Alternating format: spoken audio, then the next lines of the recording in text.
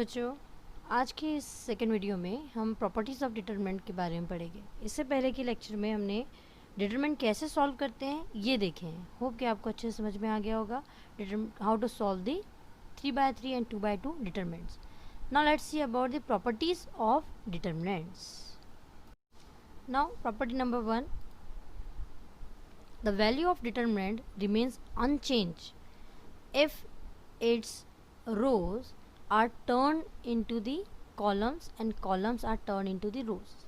मतलब ये first property ये है अपनी कि इफ़ एक हमने ले लिए डी डिटरमिनेंट, ठीक है, एक डिटरमिनेंट कंसिडर कर लिए A1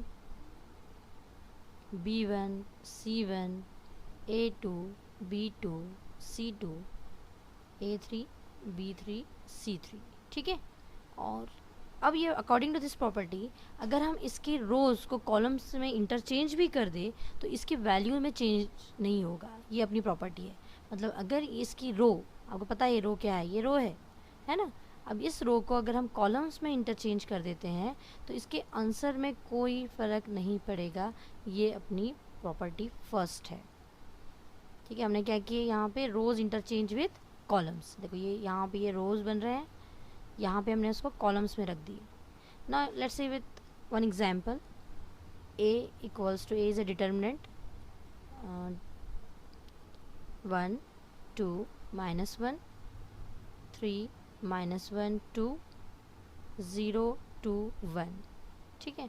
इसे सॉल्व कर लेते हैं।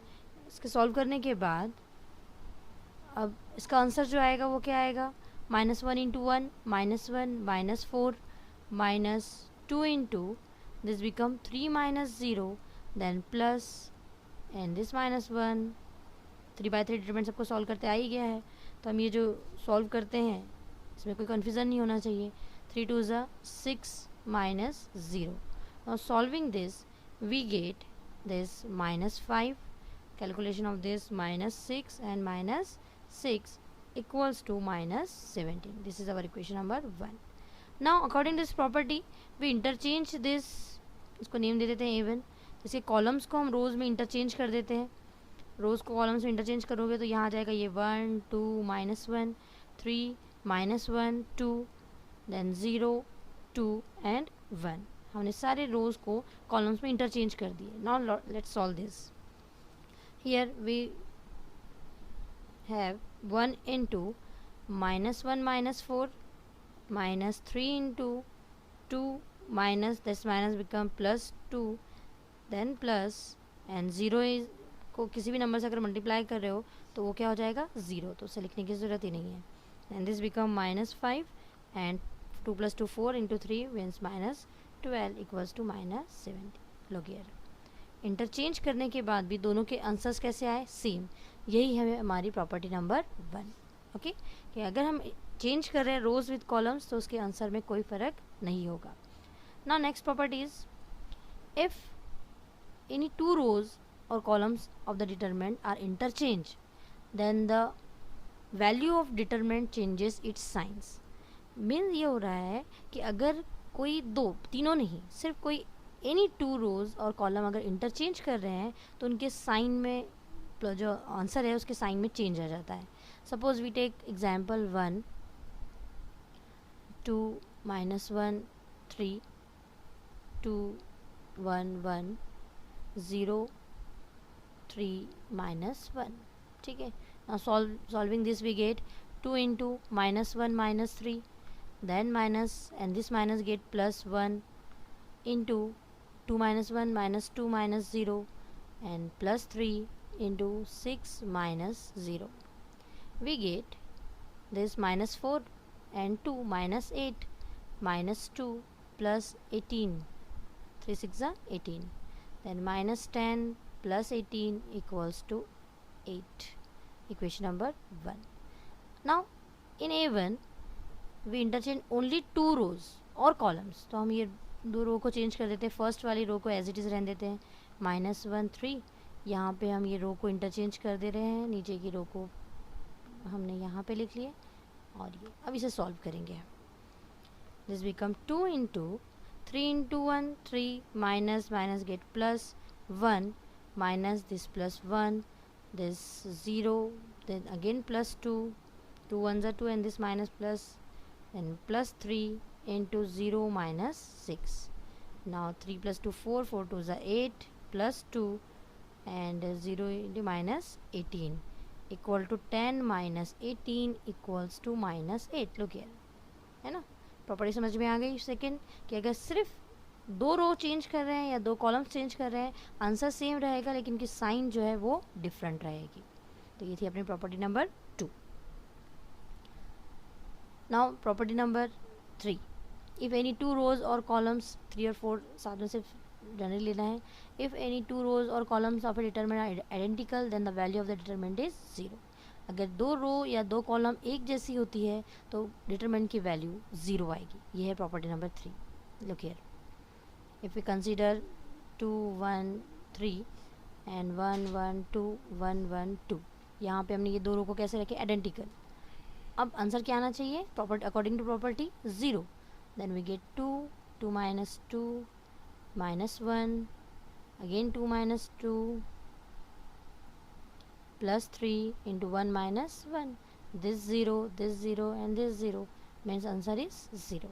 तो प्रॉपर्टी सिंपल प्रॉपर्टी है कि अगर दो सेम है रोज या कॉलम्स तो आंसर आपका डिटरमिनेंट का आएगा 0. And what about property number 4.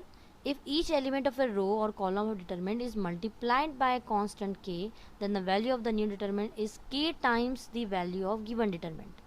Simple है कि अगर एक डिटरमिनेंट है, सपोज 2 1 3 minus 2, इसे हम कोई k कांस्टेंट से मल्टीप्लाई कर रहे हैं, सपोज k की वैल्यू 4 है, then what we get, multiple of this 4. 4 into 2 8, 4 1s are 4, 4 3s are 12, 4 into minus 2 minus 8. ये प्रॉपर्टी है कि अगर कोई कांस्टेंट से हम मल्टीप्लाई कर रहे हैं तो जो डिटरमिनेंट हमें मिलेगा वो रहेगा इस कांस्टेंट का मल्टीपल. ऑब्वियसली जो भी बाहर नंबर रहेगा वो अंदर मल्टीप्लाई हो जाएगा, तो उसके मल्टीपल्स हो गई है. Okay, now next property. If each element of a row or column is expressed as a sum of two numbers, then the determinant can be expressed as sum of two determinants. Means अगर कोई determinant है, ऐसे सम दिया हुआ है तो उसे हम अलग अलग लिख सकते हैं. देखिए जो दोनों रोज़ और कॉलम नीचे के जो दोनों रोज़ है वो सेम है, यहाँ पे समेशन है.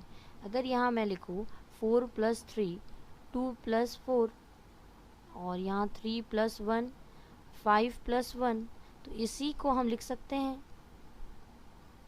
4 2 3 5 प्लस 3 4 1 1. ये देखो यहाँ से हमने इसको अलग कर दी.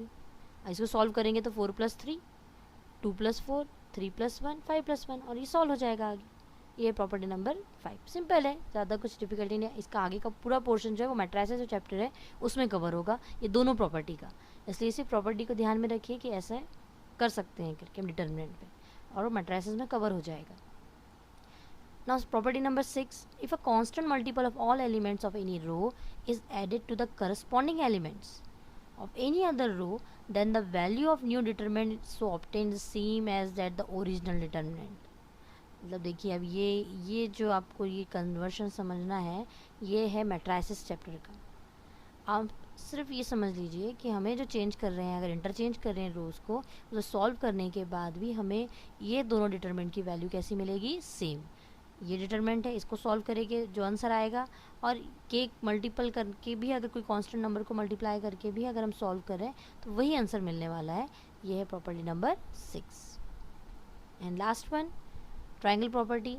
If each element of a determinant above or below the main diagonal is 0, then the value of the determinant is equal to the product of its diagonal elements. Means अगर एक रोज़, मतलब ये डायगोनल एलिमेंट है, this is a diagonal पता है सभी को क्या होता है ना. अगर एक ये स्क्वायर है तो उसका ये डायगोनल हो गया. तो ये डायगोनल एलिमेंट्स के ऊपर या नीचे अगर सारे एलिमेंट्स 0 होते हैं तो उसका आंसर उसके डायगोनल को मल्टीप्लाई करके ही मिल जाएगा.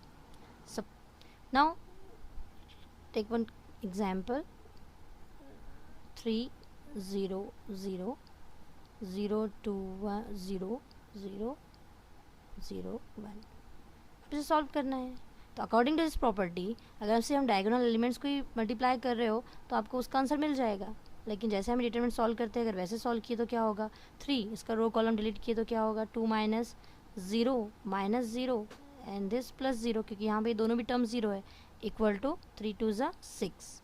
अब डायगोनल एलिमेंट्स को मल्टीप्लाई करो, 3 into 2 into 1 equals to means 3 into 2 into 1 equals to 6। Okay, means अगर उसके रोज के अपर रो कॉलम्स में ज़ीरो है और यहाँ पे ज़ीरो है तो सिर्फ मल्टीप्लाई करने पर भी हमें उसके आंसर मिल जाएगा। अगर यहाँ कोई नंबर्स भी रहते हैं, सपोज़ 2 0 0 1 3 0 2 1 0, या फिर यहाँ पे 4 ले लो, अपर एलिमेंट्स के लिए लिए अगर हमने, तो अगेन दिस 2, नाउ 3 4 ज़ा 12 माइनस ज़ीरो, अब ये दोनों भी ज़ीरो है तो ये टोटल टर्म क्या हो जाएगी, ये भी 0 0, देन 12 2 ज़ा 24, देखो 4 3 ज़ा 12 12 2 ज़ा 24, ऐसे डायगोनल एलिमेंट्स को ही हमने ले लिए तो आंसर कितना आ रहा है 24, 2 इंटू 3 6 6 4 ज़ा 24, simple. Okay, these are the properties of determinant. एक बार रिवाइज करके इसकी प्रॉपर्टीज़ लर्न कर लेना है, आगे की वीडियो में नेक्स्ट टॉपिक देखेंगे।